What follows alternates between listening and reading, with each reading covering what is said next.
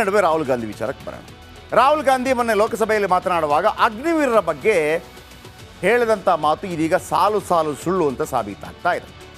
ಅವರು ಹೇಳ್ತಾರೆ, ಭಾರತದ ಯೋಧರಿಗೆ ಅಂದರೆ ಅಗ್ನಿವೀರರಿಗೆ ಭಾರತದ ಯೋಧರಿಗಿಂತ ಚೀನಿ ಯೋಧರಿಗೆ ಹೆಚ್ಚು ತರಬೇತಿ ಕೊಡ್ತಾರೆ, ನಮ್ಮಲ್ಲಿ ತರಬೇತಿ ಕಡಿಮೆ ಇದೆ.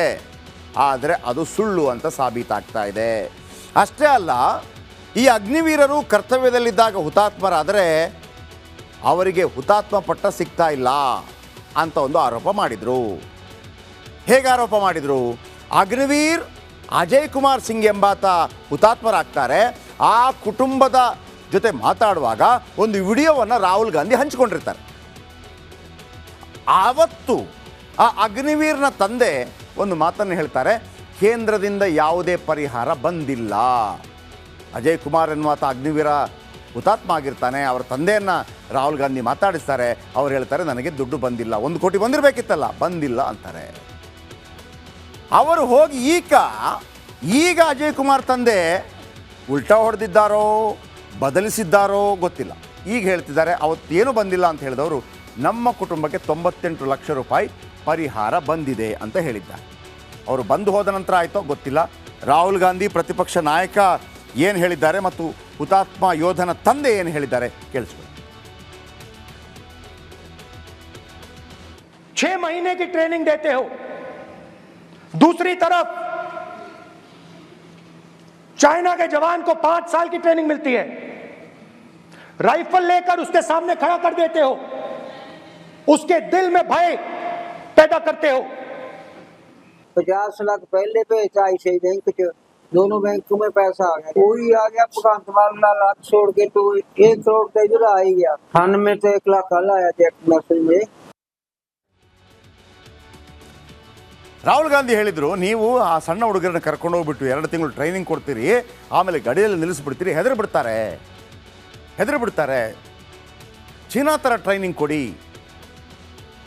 ಹೇಳಿದ್ರಲ್ಲಿ ಸತ್ಯಾಂಶ ಇತ್ತು. ಆದರೆ ಈಗ ನೋಡಿದಾಗ ಸತ್ಯಾಂಶ ಕಾಣ್ತಾ ಇಲ್ಲ. ಯಾಕೆ ಅಂತ ಹೇಳ್ತೀನಿ.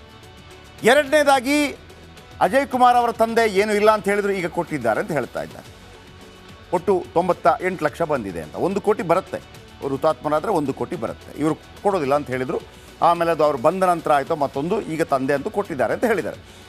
ಈಗ ನಾನು ಅಗ್ನಿವೀರ್ ವಿಚಾರಕ್ಕೆ ಏನಿದು ಅಗ್ನಿವೀರ್ ಯಾರೇ ಆದರೂ ವಯಸ್ಸು 17 ವರ್ಷ 5 ತಿಂಗಳಿಂದ 21 ವರ್ಷದ ಒಳಗಿನ ಯಾವುದೇ ಯುವಕ ಯುವತಿಯರು ಏನಿರುತ್ತೆ, 2 ತಿಂಗಳು ತರಬೇತಿ ಇರುತ್ತೆ.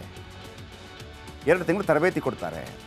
ಸೇವಾವಧಿ ಏನು? ಸೇವಾ ಅವಧಿ 4 ವರ್ಷ, ತರಬೇತಿ ಸೇರಿದಂತೆ 2 ತಿಂಗಳು ಸೇರಿ 4 ವರ್ಷ ಅವರು ಕೆಲಸ ಮಾಡಬೇಕು. ಎಲ್ಲಿ ಕೆಲಸ ಮಾಡಬೇಕು? ಗುಡ್ಡಗಾಡು, ಮರಳುಗಾಡು, ವಾಯು ಮತ್ತು ಜಲಸೇನೆ, ಇಲ್ಲಿ ಕೆಲಸ ಮಾಡಬೇಕು. ಸರಿ, ಮಾಡ್ತೀವಿ. 21 ವರ್ಷದ ಒಳಗಿನವರು ಸಂಬಳ ಎಷ್ಟು ಕೊಡ್ತೀರಿ? ವಾರ್ಷಿಕ 4,76,000. ವಾರ್ಷಿಕ 4,76,000. 4,76,000. 4ನೇ ವರ್ಷದ ಕೊನೆಯ ವೇಳೆಗೆ ಅದು 6,92,000 ಆಗಿರುತ್ತೆ ವಾರ್ಷಿಕ. ಡಿವೈಡೆಡ್ ಬೈ 12 ಮಾಡ್ಕೊಳ್ಳಿ. ಏನು ಸೌಲಭ್ಯ ಕೊಡ್ತೀರಿ?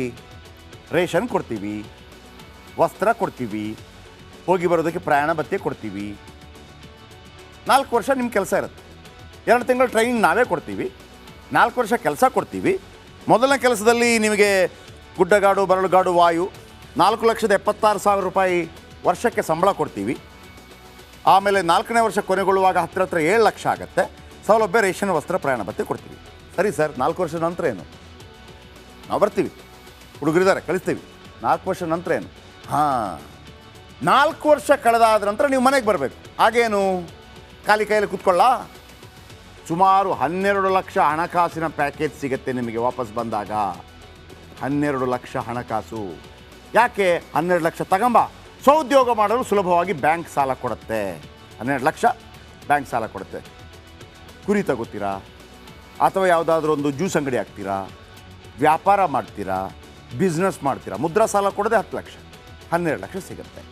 ಇಲ್ಲ, ನಮ್ಗೆ ಯಾವುದು ಬೇಡ ಸರ್, ಆ ದುಡ್ಡು ಬಂದಿದೆ, 12 ಲಕ್ಷ ಬಂದಿದೆ, ನನ್ನ ಮಗ ಇನ್ನು ಮುಂದೆ ಓದ್ತಾನೆ, PUC ಅಥವಾ ಡಿಗ್ರಿ ಮಾಡ್ತಾನೆ. ಕೆಲ ಅಗ್ನಿವೀರರು ಓದಲು ಬಯಸಬಹುದು. ನಾನೇನು ಮಾಡಲಿ ಸರ್, ನನ್ನ ಹತ್ರ SSLC ಸರ್ಟಿಫಿಕೇಟ್ ಇಲ್ಲ, ಮತ್ತೊಂದಿಲ್ಲ, PUC ಆಗಿಲ್ಲ, ನಾನು 17 ವರ್ಷ ಆದ ನಂತರ PUCಗೆ ಹೋಗಬೇಕಾಗಿತ್ತು. ಅವರಿಗೆ PUCಗೆ ಸಮನಾದ ಪ್ರಮಾಣ ಪತ್ರ ಸಿಗುತ್ತೆ. ಅಂಡರ್ಸ್ಟ್ಯಾಂಡ್?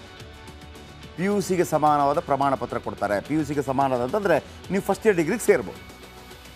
ನೀವು 4 ವರ್ಷ ಕೆಲಸ ಮಾಡಿದ್ರಿ, ಸಂಬಳ ಬಂತು, ಸಂಬಳ ಕಳಿಸಿದ್ರೆ ಆ ಕಡೆ ಈ ಕಡೆ ಮಾಡಿದ್ರಿ, ರೇಷನ್ಗೆ ಬಂತು, ಬಟ್ಟೆ ಬಂತು, ಪ್ರಯಾಣ ಭತ್ಯೆ ಬಂತು, ಬರುವಾಗ ಸ್ವಲ್ಪ ದುಡ್ಡು ಕೊಡ್ತಾರೆ, ಸಾಲ ಕೊಡ್ತಾರೆ, ಬಿಸ್ನೆಸ್ ಮಾಡ್ಕೋಬೋದು, ಇಲ್ಲ ಕಾಲೇಜ್ಗೆ ಹೋಗ್ಬೋದು.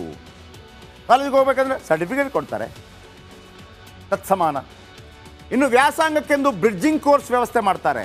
ಬ್ರಿಡ್ಜಿಂಗ್ ಕೋರ್ಸ್ ಅದಕ್ಕೆ ತಕ್ಕ ಹಾಗೆ ಮಾಡಿಕೊಡ್ತಾರೆ.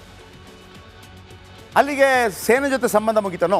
ಅಗ್ನಿವೀರ ಆದರೆ ಸೇನೆ ಜೊತೆಗಿನ ಸಂಬಂಧ ಮುಗಿಯೋದಿಲ್ಲ. ಮತ್ತೇನು ಮಾಡ್ತೀರಿ?